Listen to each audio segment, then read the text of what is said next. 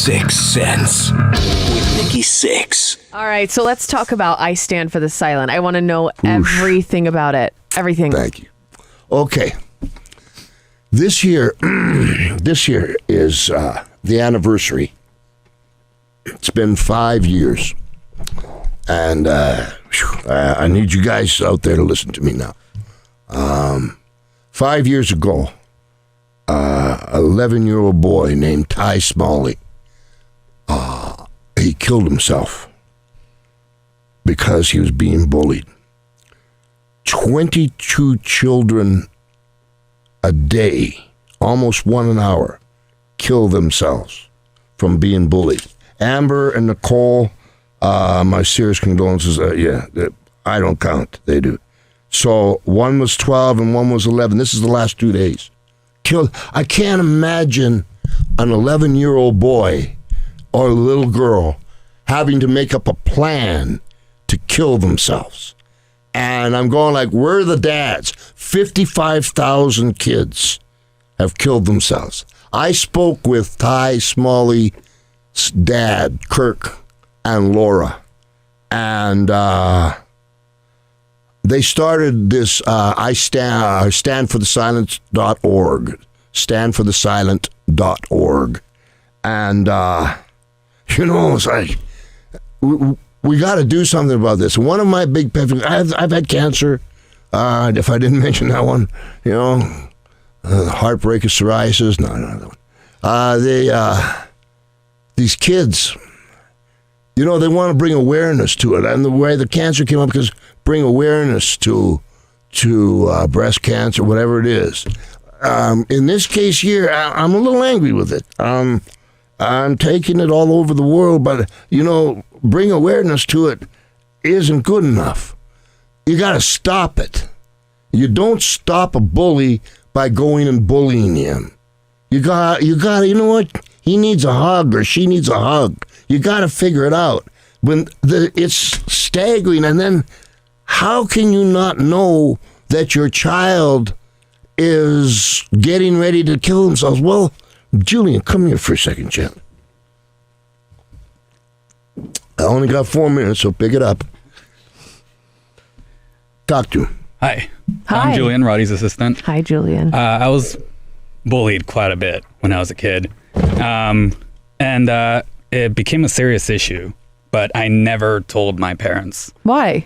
Because my mom would cause a scene. She would visit the school. My mom did that. Yeah, I just couldn't take it. I took it. She did it once. You gotta tell them. Exactly. But that's not what most kids, not how most kids' mindsets are No, nowadays. because they think it'll make it worse. It'll make it, and it will. And it did for me when I told the first time. Okay. So I learned from that, and I never told again. But luckily, I had good friends. There you go. So the point is, like, I understand that you would be too embarrassed or too ashamed. Okay, and I need to tell you guys something. I get scared all the time. All the time. I'm scared of everything. Makes me not afraid of anything. I do everything that you do. I worry. I stress.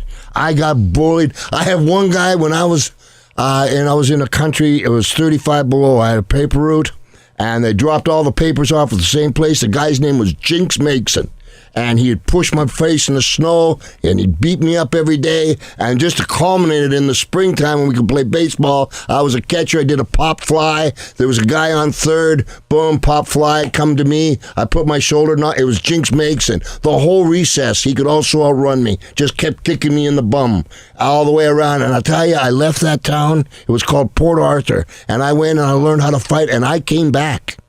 I was going to do what I need. And it turned out I thought they were saying he was in a mental hospital, but there was rehab.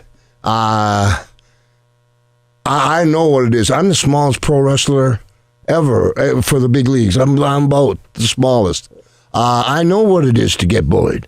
It's not shameful to come up and say you need some help. But as little kids, they don't understand it. So my point is this. You got 55,000 kids in the last 7 years. So we're going a kid an hour, just under a kid an hour. Right? And you know what? It could be your kid. It could be your kid. And heightening the awareness is one thing, and doing something about it is another thing. So I'm trying to figure out how to make a place that they can come to where I learned from Julian, where they don't have to be ashamed. It's confidential, so we can cut them off at the pass. But at this point here, the way things are going, and there's people that'll come up and say, well, at T-ball, all the kids win, and we're making it too easy on them, and all that. And you know what? You're wrong. You're wrong. Everybody needs some help. Dads, you need to open your eyes and look what's going on. If they even come home from school crying, go find out what's going on. I tell you, with myself, my second oldest daughter, she came home crying. I says, what's wrong? When she was in class in grade 6, the guy's name was Mr. Fast. And he started the class with, well, last night I saw Mr. P get the dog kicked out of him by Mr. T, this 15-minute monologue.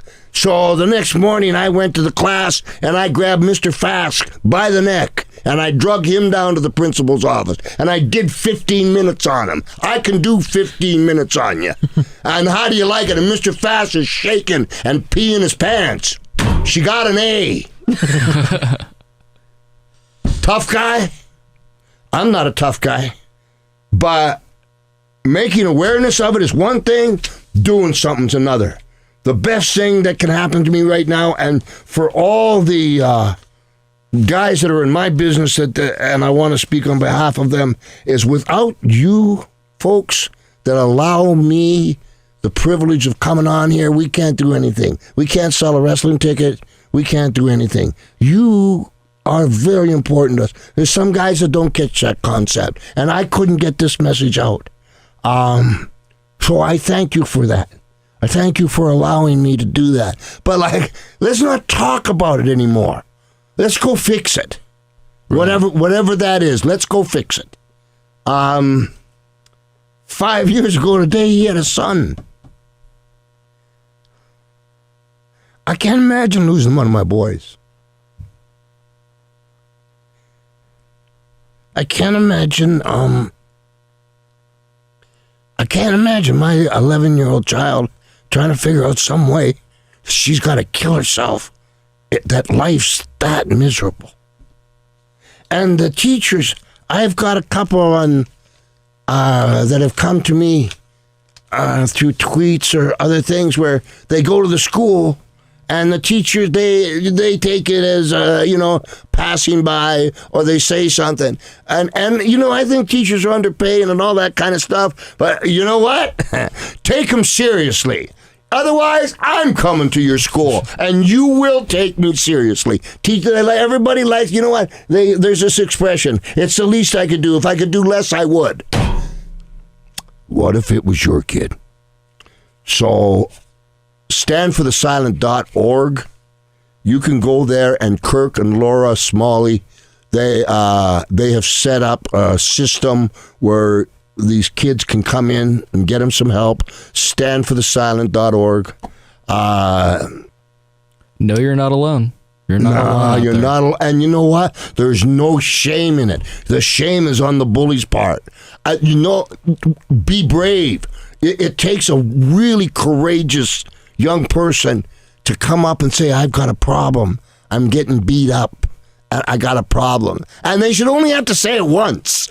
Because I went to school and nobody messed with my kids again. And I know I'm Roddy Piper and all the rest of that stuff. But you know what? What about the riots in, was it Baltimore, where that mummy came out and the kid was dressed like a ninja and people were saying, oh, she shouldn't do that. You know what? Take a flying donut. She did perfect. He had a ninja outfit on. They're going to go and boom, she got him right back in the house.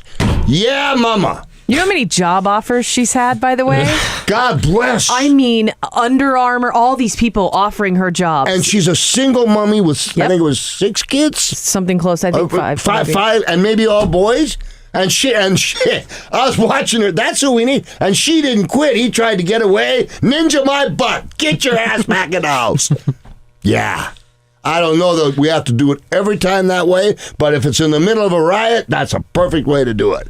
Gotta stand for the silent.org because they're silent. and I'll stand up for him. I love him. I come from a very rough. I left home when I was 13, as you know, so I understand. I'd rather have my arm broken than have my feelings hurt. So they say you can catch more honey. You can catch more bees with honey than you can with the net.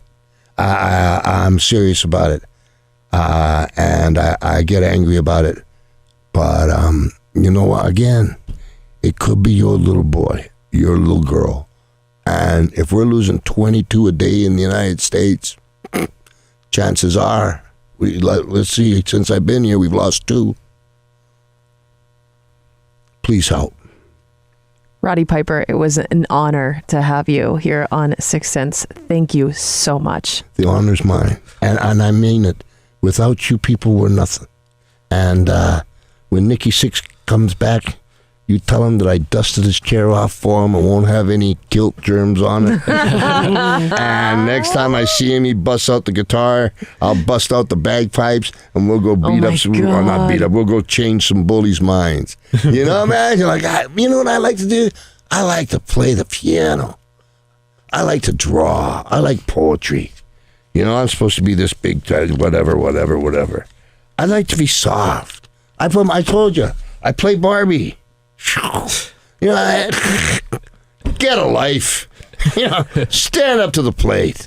We'll put all this information up on our website too, up at sixxsense.com. So it's standforthesilent.org. Yes, sir. We'll also put up the campaign video. Also, if you need to get more of your Roddy Piper fix, go to rowdyroddypiper.com. I love you. Check him out and follow him on Twitter at r_Roddy_Piper on Twitter. Very cool. Yeah. And be sure to subscribe to him on iTunes with Piper's Pit, his podcast. Yeah, we're getting millions. And you got to subscribe. And it's going to, you watch, I'm going to fix this. It's awesome. I'm going to do everything I can. I leave you with an Irish poem. For those who love us, may God bless. For those who don't, may God turn their hearts. And if he can't turn their hearts, may he turn their ankles so we recognize them by their limp. Thanks for having me. I love you all. God bless. Bye-bye. Nikki Sixx and Jen on the Sixx Sense.